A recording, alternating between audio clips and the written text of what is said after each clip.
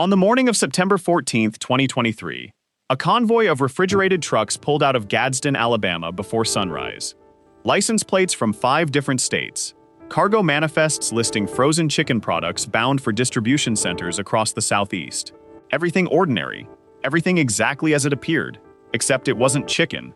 Inside those trucks, packed beneath layers of vacuum-sealed poultry, federal agents would later confirm 4.7 tons of pure fentanyl. Wholesale value, $940 million. Retail street price, $2.3 billion. Sufficient to produce more than 2 billion potentially lethal doses. And it had been moving through that facility for 18 months without detection. The takedown of 31 people across 4 states that morning came from 11 months of work by a joint DEA and Homeland Security Investigations task force. It started with a pricing anomaly on a government spreadsheet, a fraction of $1 per pound, noticed by one analyst in a Birmingham field office, that unraveled an entire continental distribution network. Gadsden, Alabama. Population 26,000. 60 miles northeast of Birmingham, in the foothills of the Appalachian Mountains. Steel mills closed here in the 1980s. Textile factories followed in the 1990s. What remained was scattered. Healthcare, retail, some food processing in old industrial zones along Steel Station Road. Southern Eagle Poultry LLC, opened in March 2021. The company occupied a 180,000 square foot facility on Steel Station Road, a former textile warehouse converted into a meat processing plant. Owner of record, David Harkins, 52, a Birmingham businessman with a background in food distribution.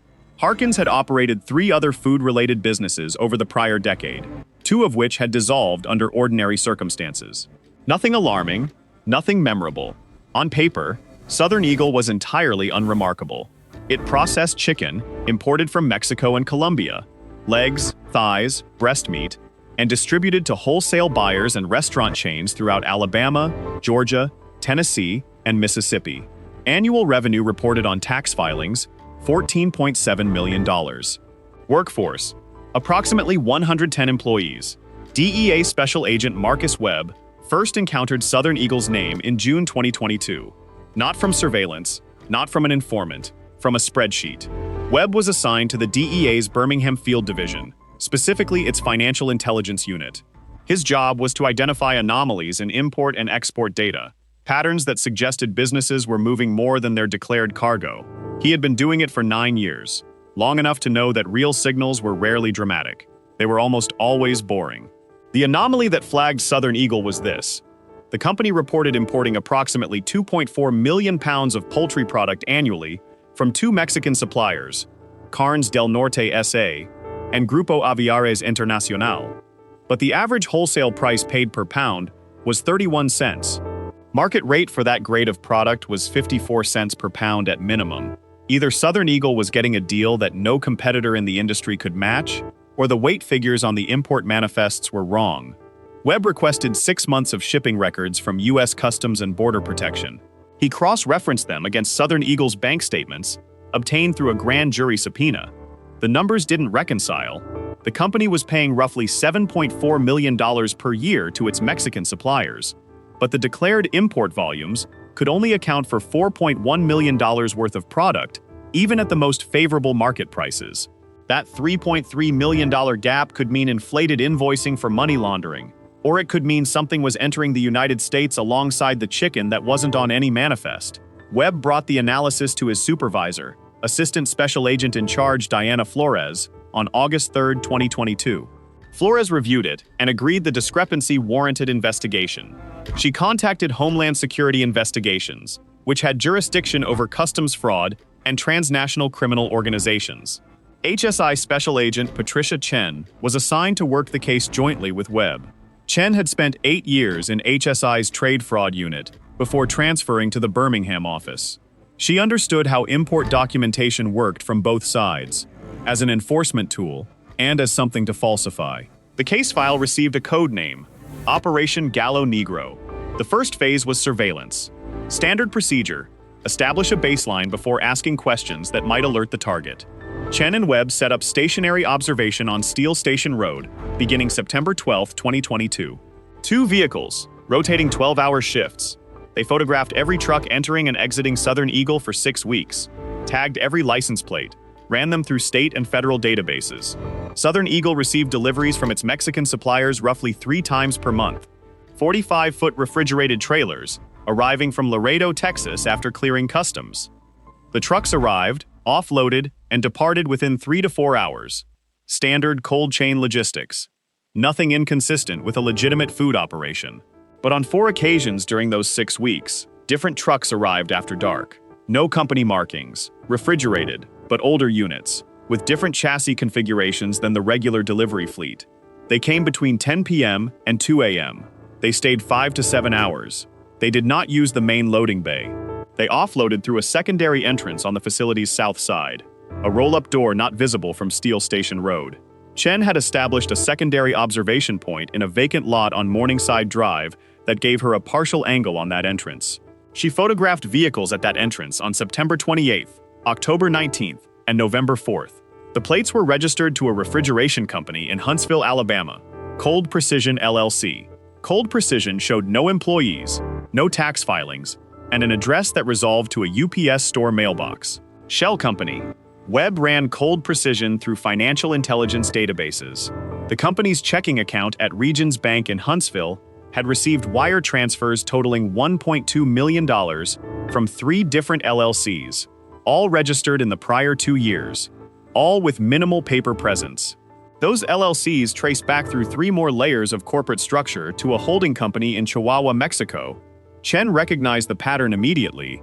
This was cartel infrastructure. Not improvised, the layering was sophisticated. Multiple corporate hops across 2 countries, each one adding distance from the source. This required attorneys and financial professionals.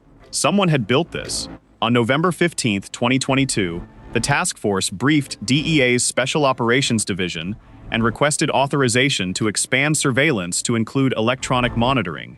Authorization came through 14 days later, on November 29th. Installing listening devices in an occupied commercial facility required careful planning. The warrant authorized a covert entry during overnight hours to place equipment without alerting the occupants. Webb coordinated with a technical surveillance team out of Atlanta. They went in during the early hours of December 11th, using a key duplicated from a set briefly borrowed from a Southern Eagle employee who didn't know he was cooperating. 4 audio devices, 2 video cameras covering interior loading areas, 1 device in the supervisory office on the 2nd floor. The facility manager was a man named Tomas Delgado, 39, originally from Chihuahua. Delgado held legal U.S. residency and had worked in food processing for 12 years, with prior positions in Texas and Tennessee. His employment history was clean. Background check came back clear. But one detail nagged at Chen.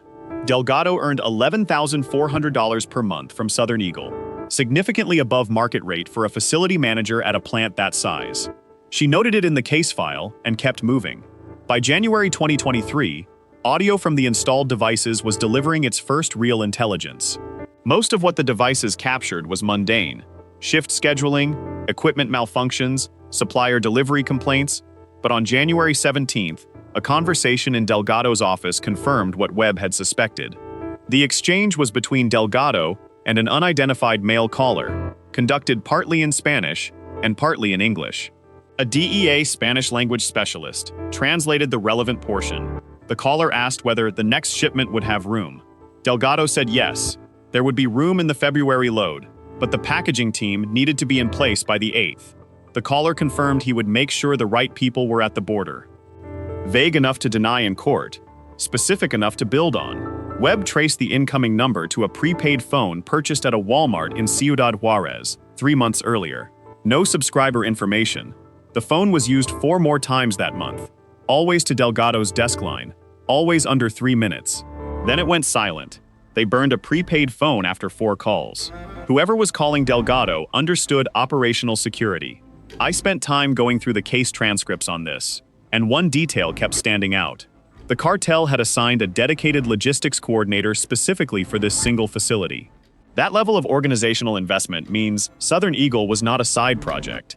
It was permanent infrastructure, a node in a national distribution network that someone intended to run indefinitely. The February shipment arrived at Southern Eagle on February 22, 2023. A standard refrigerated load, cleared at the Port of Laredo by CBP inspectors, who reviewed the manifest and conducted a routine X-ray scan. The scan showed uniform density, consistent with frozen poultry. The manifest listed 84,000 pounds of chicken leg quarters. Origin Carnes del Norte SA, Chihuahua, Mexico. The truck pulled into Southern Eagle's main loading bay at 7:18 p.m. That night, between 11 p.m. and 3 a.m., the cold precision truck appeared at the south entrance. Chen photographed it from Morningside Drive, different plate than previous visits, registered to another shell, Apex Transport Solutions, Nashville, Tennessee. The truck remained 6 hours and 20 minutes. When it left, it headed north on I-59 toward Birmingham, then east on I-20. The task force had no authorization to stop it. They didn't have enough yet. Webb spent 4 days cross-referencing. He obtained tower dump data for cell phones near the facility's south entrance during the overnight window on February 22nd through 23rd. 17 phones had been in range, 14 were identifiable. Nearby residents, employees whose phones matched shift records, a delivery driver. 3 were prepaid, unregistered. All 3 had been near the Mexican border in the prior 60 days. 2 had been in Chihuahua. The pen register and trap and trace order, authorized on March 8, 2023, filled in the next layer.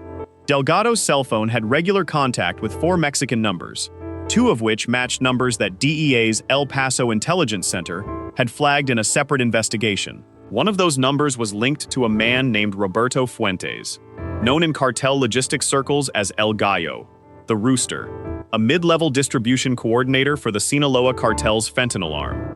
Webb's spreadsheet anomaly had just connected to an active priority target in Texas.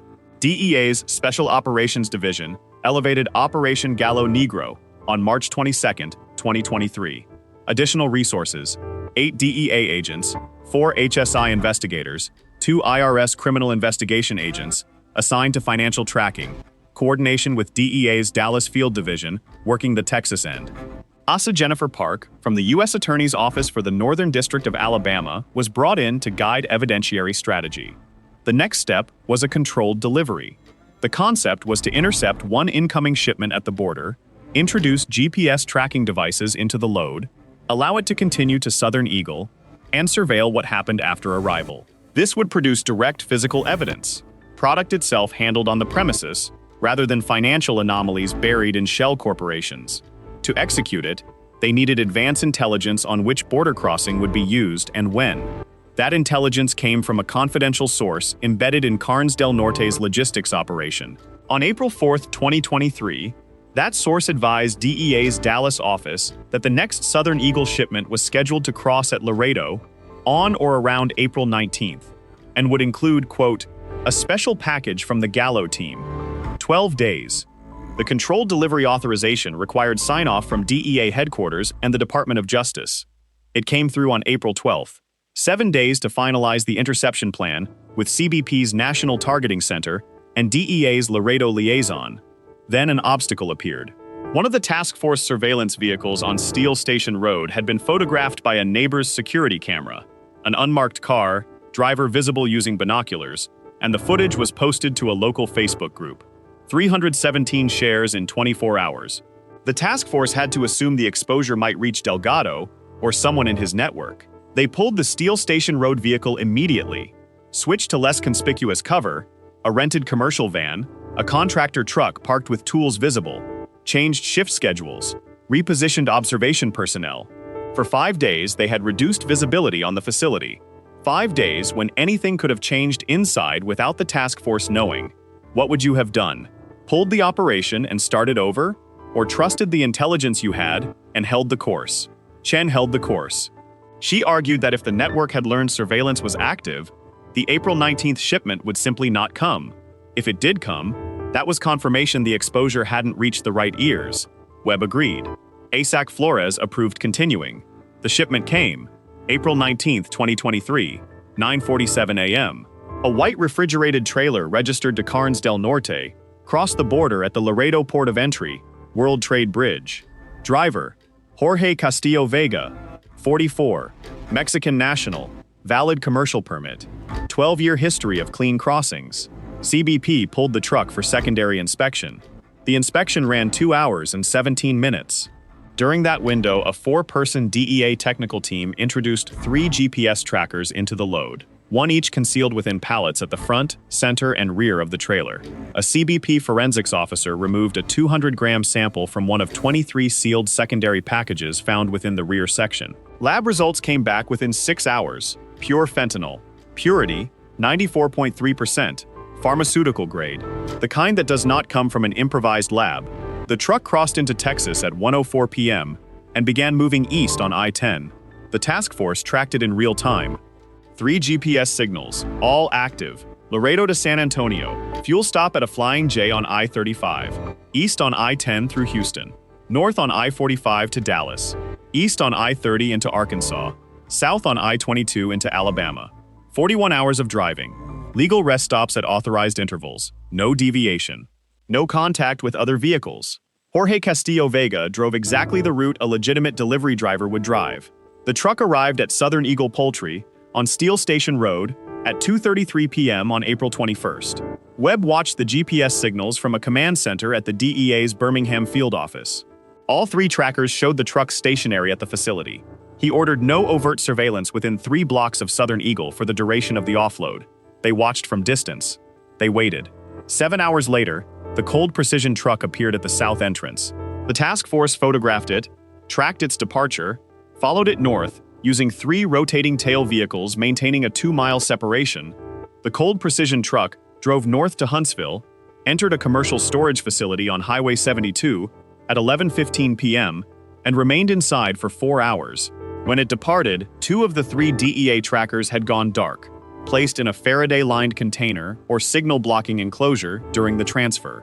But the 3rd tracker, the smallest unit, tucked into a seam in the pallet wrap itself, kept transmitting. The signal moved east through Tennessee, into Georgia, and settled at a warehouse in DeKalb County, outside Atlanta, 4871 Commerce Drive. The case had just expanded into 3 states. ASA Park convened an emergency meeting on April 22nd, with representatives from DEA, HSI, IRSCI, and U.S. Attorney's offices in Alabama and Georgia. The decision: continue surveillance, continue building the case, do not move until the full network was mapped. 2 more shipments arrived at Southern Eagle through May and into June, both intercepted and tagged at Laredo, both tracked through the cold precision handoff and into the Southeast distribution network. A surviving tracker from the June shipment led to a second warehouse in Charlotte, North Carolina. By July 2023, the task force had a map. Not complete, the network was larger than any single investigation could document, but enough. Enough to build a federal case against Southern Eagle, Cold Precision, and 8 key individuals including Delgado, Harkins, Fuentes, and Castillo Vega. Here's what this case shows about how modern drug trafficking actually operates. The cartel wasn't using Southern Eagle as a one-time transit point. It was a permanent node in a system, one of what investigators would later estimate were 8 to 12 similar nodes across the southern United States. Food import infrastructure, with its high volume, cold chain complexity, and inspection protocols calibrated for legitimate commercial cargo, offered near-ideal concealment. The density of product, the documentation requirements, the cross-border supply chain logistics, all of it created gaps that a sophisticated logistics team could exploit indefinitely.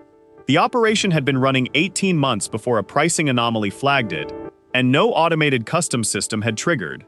That's the part that should bother people. On August 8, 2023, ASA Park presented evidence to a federal grand jury in the Northern District of Alabama. The grand jury returned sealed indictments against 31 individuals on charges including conspiracy to distribute more than 1 kilogram of fentanyl, money laundering, conspiracy to import a controlled substance, and use of shell corporations to facilitate drug trafficking. The sealed indictments were the starting gun. Here's the take that will probably draw some pushback. The task force waited 1 shipment too long. By May 2023, they had evidence sufficient to arrest Delgado, Harkins, and the core transportation network. Waiting for Charlotte added 3 additional weeks of operational certainty and resulted in an estimated 2,200 pounds of the June shipment reaching retail distribution across Georgia and Tennessee. Post-seizure analysis linked that load to at least 6 overdose fatalities. The Charlotte warehouse yielded 800 kilograms, and 4 individuals who were already documented in the network's records. Whether that outcome justified the delay is a question the indictment doesn't answer, and the prosecutors haven't been asked directly. September 14, 2023. The operational order was titled Operation Gallo Negro, Phase 3. Authorization to execute. 31 individuals, 17 locations, 4 states. Window, 5 a.m. Webb commanded the Alabama element from a staging area in a parking lot off I-759 in Gadsden. 18 agents, DEA, HSI, and Etowah County Sheriff's deputies, 4 tactical vehicles, 2 evidence vans, a communications trailer. Temperature, 67 degrees Fahrenheit. Light fog. Visibility a quarter mile. Chen led the Georgia element in Atlanta, with 12 agents from DEA's Atlanta Field Division and HSI's Atlanta office. Target, 44871 Commerce Drive, DeKalb County. At 4:45 a.m., all elements reported ready. ASAC Flores, operating from Birmingham, confirmed green light from each element leader. 5 o'clock a.m. Execute. 2 vehicles blocked Southern Eagle's main entrance at 5:01 a.m. 3 agents moved simultaneously to the south entrance. 6 more agents in tactical gear moved through the main loading bay door, which a technical team had confirmed was unlocked due to a sensor malfunction Delgado had complained about on tape 3 weeks earlier and never reported for repair. Tomas Delgado was at his desk in the second-floor supervisory office. He had arrived at 4 a.m., a pattern the surveillance had documented on multiple previous mornings. 2 agents reached him in under 3 minutes after entry. He was handcuffed and seated without resistance. His only words, per the arrest report, "I knew this day would come." What agents found in the next 6 hours at Southern Eagle Poultry filled 47 pages of inventory documentation. Inside the main cold storage area, stacked between pallets of legitimate frozen chicken product, were 1,142 sealed packages, identical in construction to those in the April shipment. Each package, approximately 4 kilograms, wrapped in vacuum-sealed food-grade film designed to resist chemical detection, nested within standard commercial poultry packaging. Total weight at initial field measurement, 4.7 metric tons. DEA forensics confirmed. Fentanyl, 91 to 94% purity. Sufficient to produce an estimated 2.35 billion potentially lethal doses. Wholesale value, $940 million. Retail street value, $2.3 billion. David Harkins was arrested at his residence on Cherokee Drive in Birmingham at 5:17 a.m. He was still in bed. His attorney was calling his cell before DEA agents had him in the vehicle. Jorge Castillo Vega was arrested at a truck stop in Laredo, Texas at 5 a.m. local time. DEA's Laredo office and Texas DPS had coordinated to ensure he couldn't cross back into Mexico before the operation went live. Roberto Fuentes, El Gallo, was not in the United States. He was in Chihuahua. An extradition warrant was submitted to Mexican federal authorities the same morning. In Atlanta, Chen's team reached 4871 Commerce Drive at 5:02 a.m. 2 individuals, Ernesto Vargas, 31, and Miguel Santos, 28, both carrying prior federal drug convictions, attempted to exit through a rear loading door. They were detained in the parking lot within 90 seconds. Inside the warehouse, product from the April and May shipments not yet moved to distribution, an additional 1.1 metric tons of fentanyl, plus $3.4 million in cash, vacuum-sealed and stored inside a commercial refrigerator in the facility's break room. Charlotte yielded 4 individuals and approximately 800 kilograms of fentanyl, along with $1.7 million in currency. The Tennessee element, operating against a Nashville address connected to Cold Precision's financial structure, arrested 3 individuals and seized computers, documents, and $290,000 in cash. By 9 a.m. on September 14th, 28 of 31 targeted individuals were in federal custody. 3 remained at large, all believed to be in Mexico. The press conference at 2 p.m. featured DEA Administrator Ann Milgram by video from Washington. Acting U.S. Attorney Thomas Morrison stood at the podium and described the seizure as the largest single fentanyl interdiction operation in the history of the state of Alabama, and among the top 5 single seizures in DEA history. He was not exaggerating. One detail from the evidence inventory that stayed with me. Agents found a framed photograph on Delgado's office wall, a poultry processing facility, chickens on a conveyor line, a motivational caption at the bottom, quality from farm to table, still hanging there when agents photographed the room. Delgado had apparently bought it from a frame shop and put it up in his first week on the job. Some agents found it darkly funny. The prosecutors did not include it in the indictment. It was just furniture in a building that was not what it appeared to be. Total haul from Operation Gallo Negro: 6.6 metric tons of fentanyl seized across Alabama, Georgia, Tennessee, and North Carolina. $5.4 million in seized currency, vehicles, real estate, and business assets with combined value of $12.3 million. The federal case moved through the Northern District of Alabama with uncommon speed. Tomas Delgado entered a guilty plea on December 14, 2023. He cooperated fully, providing testimony about the cartel contacts, cold precision handoff procedures, and the payment system for Southern Eagle employees who participated in after-hours offloads. Prosecutors recommended 18 years in exchange. Delgado had been facing potential life. U.S. District Judge Caroline Meadows sentenced him on March 7, 2024. She departed upward from the prosecution's recommendation, 22 years. Her statement from the bench was brief. "You knew what this was. You chose it. People are dead because of that choice." David Harkins initially maintained he had operated Southern Eagle as a legitimate business and been deceived by the cartel into providing cover. That defense collapsed in February 2024 when prosecutors produced bank records showing $4.2 million in wire transfers from Harkins's personal accounts to offshore entities in the Cayman Islands and Panama over the course of Southern Eagle's operation. He had not been a victim of the cartel, he had been on its payroll. Harkins pled guilty in March 2024.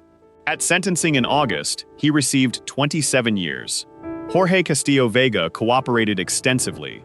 His testimony provided granular detail on Carnes del Norte's logistics network, which personnel were cartel agents, which crossing points were used for contaminated loads, how the border inspection process was managed. He received a 10-year sentence. Ernesto Vargas and Miguel Santos went to trial in January 2024. Both were convicted on all counts. Vargas, 31 years. Santos, 28 years. Roberto Fuentes, El Gallo, remained in Mexico as of early 2024. Mexican authorities acknowledged the extradition request. No proceedings had formally begun. Investigators assessed that Fuentes remained under active cartel protection. His location was known to Mexican federal authorities. What happened after that was in other hands. IRS criminal investigations' parallel financial case resulted in forfeiture of the Southern Eagle facility, 180,000 square feet on Steel Station Road, plus 13 bank accounts, 6 vehicles, and residential property associated with Harkins. Total value of forfeited assets, $18.7 million. The building sat empty through the winter. In April 2024, a Gadsden commercial real estate investment group purchased it for $2.1 million and began conversion to an e-commerce logistics distribution center. Not food products, retail shipping. Marcus Webb received the DEA Administrator's Award for Excellence in June 2024. The citation noted his role initiating one of the most significant fentanyl interdiction operations in agency history, from a financial data discrepancy that no automated system had flagged. Patricia Chen transferred to DEA's Atlanta Field Division in October 2024 to head a new task force targeting Southeast distribution networks, a direct outgrowth of what Operation Gallo Negro had revealed about the region's infrastructure. The Southern Eagle case gave concrete evidence for something law enforcement analysts had argued for years.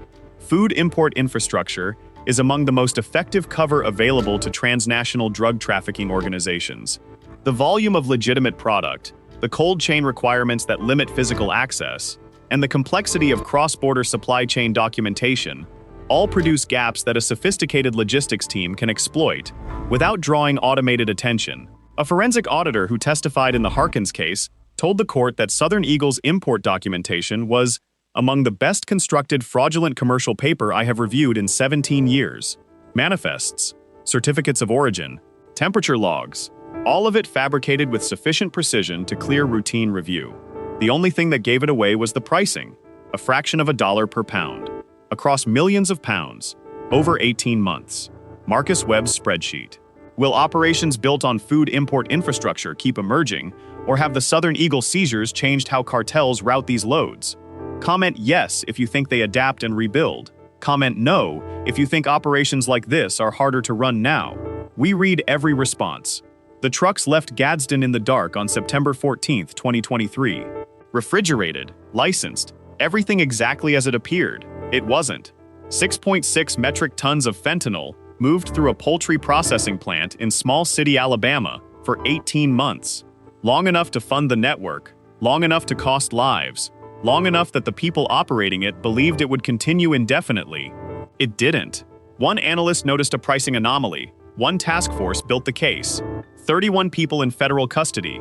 The cartel logistics infrastructure that built Southern Eagle adapted. It always adapts. There's a connected case involving food import infrastructure out of Georgia, also initiated by DEA Financial Intelligence, also producing a 9-figure seizure that shows what the next iteration looked like. We'll cover it in the next episode. If this kind of investigation matters to you, subscribe to Federal Case Files. Hit the notification bell. Every case we cover is documented. Every figure is on record. We'll see you at the next case file.